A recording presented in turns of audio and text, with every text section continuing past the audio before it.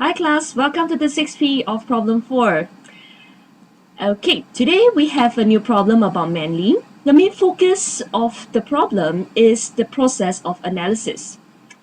Okay, I'm going to leave you to read this slide on your own while I go right into what is analysis and what analysis is not.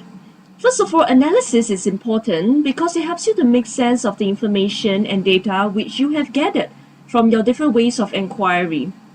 Remember from the problem of finding out, you found out data through testimony, you find out data through your senses, you find out data through even intuition. So what do you do with all this data that you have gathered? And how do you go about systematically breaking down a problem? For G101, we are very concerned about the process, the skills in how to solve problems. And analysis is one skill that is very, very crucial in helping you to make sense of a problem and to help you to use the data meaningfully. Okay, so what exactly is analysis? I asked you right from the PDT, but some of the answers I've gotten shows that you are still not very clear about what analysis is. Okay, basically analysis, put it simply, is to break down something into smaller parts in order to understand the meaning of the whole. All right, it is not simply breaking something into components in any random order. When I ask you about the type of sub-questions that you can break down into, I've gotten a lot of random answers, a lot above questions that doesn't really show meaning or show a system in breaking down. Okay, so later I will want you to focus a little bit more when I go through this part. Okay, because I think the class does have a bit of problem over there. This slide is very useful when you're doing your revision because this shows you exactly the steps to carry out when doing an analysis. Right from identifying the purpose, identifying the major question, identifying the sub-questions which will answer the major question. Then you find the relevant data and then examine the relationships between answers to sub-questions that help to answer the main question or major question. And finally, integrating them to form a meaningful understanding. All right? Okay, let's see this in practice with an example that will help you to see better. All right? So besides Manly, cast Manly aside for a while, we are talking about a new problem. Okay, so there's an RP open house going on every year, which I think some of you visited. Now, you are a year 1 student, okay? You have been tasked to design the activities for next year's 2014 RP open house. And you are supposed to design it to make sure the activities that you have interest and attracts potential students. All right, so that's basically your task. So what is the purpose of analysis? I think you have already captured the essence by now. The purpose of the analysis is why are you even doing this analysis for? It is to find out what interests and attracts potential students so that you can plan a even better open house that attracts even more students than the previous year. Okay, so after we have that purpose, we are going to identify the major question. The major question points you at the focus of the whole analysis. And major questions are usually very general, like this one. What do post-secondary school students like to see or have in an open house event? The things that they want to see, the things that we want to have is a lot, right? So we're going to find out all the smaller constituents after this. This one is the broader, general, major question, which is the focus of the entire analysis. Okay? Okay, let us take a look at some of the sub-questions that you can have. For instance, maybe let me just zone in on one, like type of goodie bags and items over here. Okay, some of the students from my previous semesters have told me that they attended open house because of the goodie bags.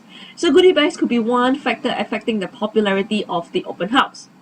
So I have this sub component, okay, and subsequently I'm going to find even more smaller sub questions that I want to find out. I want to ask, okay, like what do you consider inness of goodie bags? What do you consider attractive freebies? So on and so forth. Okay, so after identifying the major question, you identify sub-questions that will help you to answer the major question. Subsequently, you find relevant data to answer sub-questions. This week, we have given you data in a form of like Manly's menu, like what he eats, his exercise regime data, so on and so forth. All this data has been fed to you, and you went on to find other relevant data as well. Some of you found some graphs, like the food pyramid, okay? Some of you even found some statistics and things like that, okay? And some of you even do comparative studies. So all these are different types of data that you use to answer your sub-questions. Okay, I'm going to leave you to read on your own, but next week when I see you again, I'm going to do a little quick quiz about what it means by qualitative and quantitative data. What is the difference between the two? So try to find out, and then I'll catch up with you on this when I next see you, okay? All right. Okay, this is a step that we didn't really see in your presentation. For instance, okay, you have all that. You have all these things. You have lots of meaningful sub questions. You found out the data. You found out the answers. That was great. Okay, but after you have the structure out, what you need to do is to examine the relationships between the answers you have to derive meaningful relationships which will help you to answer the major question. Okay, for instance, let's look at location of polytechnic or range of courses offered at polytechnic. Which one do you think will interest students more? Is it that the polytechnic is near home, or is it that the course of studies is the course that you want is available? And from the surveys, we found out that yes, it's the range of courses offered at polytechnic. Students are even willing to travel, even when the course they want when the course they want is actually available at a very far away polytechnic, but they'll still travel because the course is more important to them. So when designing the polytechnic open house, I will then focus on showcasing the many range of courses available,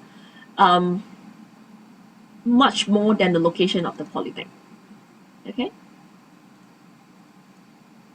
Okay, let's take a look at the blue arrows on the right. So you see, convenience affects interest also, right? Okay, so these are all meaningful relationships. You see how all these arrows are drawn together? Okay, like convenience will affect interest, and if it's too far away, it may not be worthwhile to travel all the way just to get a goodie bag. Okay, so on and so forth. Okay, don't worry if you still don't quite understand this part about relationships. We are going to look at it in a very quick while with Manly's case. Okay, I'm going to skip this and go right into Manly's problem. Alright, so major question, dark blue over here, subcomponents, okay, diet, exercise, habits, and smaller sub-questions, types of food he eats, frequency, nutritional intake, water intake, for instance. Types of exercise, is there cardiovascular, how frequent, duration, stuff like that. Okay, I think you all have this perfectly well. What I need you to focus on is the little arrows that's going to come out right now. Okay, let's take a look. You see, you have all these factors out, but we must look for meaningful relationships in order to have a much deeper understanding of how we can come up with the best solution or the most thorough solution for this problem. Okay, see, like his diet and rest can affect health. Can you think of why? And exercise and his habits, sleeping habits, can also affect health. For instance, you don't sleep enough. You exercise a lot. Okay, that takes up a lot of energy. Your body cannot replenish the energy you used up through resting. You will then fall sick more easily. Okay, you don't eat well, and you exercise excessively much. You don't have enough nutritional intake. You will also fall sick. Can you see? We can form so many. Sorry, I just sneezed. We can form so many meaningful relationships between the different factors. Okay, can you see that now? So this was the part that most of the teams was missing for the day. But not to worry, next week we will talk a little bit more about this. Okay? Alright, so I'm going to leave you to read on your own as well for this. Okay, and this one as well. Alright, so let's just zone in on the educational objectives for the day. Most importantly, being able to identify the subject of analysis and being able to determine and examine the relevant components of the subject. Meaning, okay, so what does this whole thing means? It actually means that you know how to find the correct major question. You know how to break it down into relevant subcomponents, after which break it down even further into smaller sub-questions and see meaningful relationships between the answers given at the smaller sub-questions level, and from there integrate and form a proposal or solution. Alright? Okay. And number two, demonstrate analysis of problem statement solutions through the use of appropriate representation. We're talking about graphical representation and using the correct data, qualitative and quantitative. So we'll talk about number two a little bit more next week. We'll start off the lesson with that quiz. Alright? Okay, so we are now at problem 4. We're going to move on to problem 5 next week.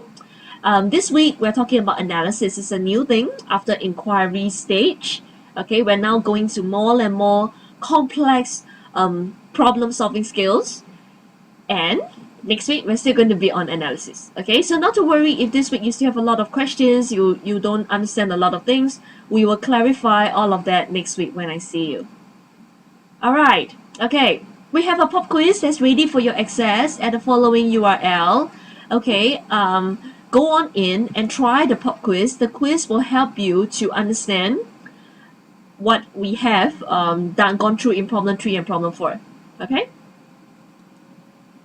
Okay, class, I'll see you next week. Have a good weekend and bye-bye.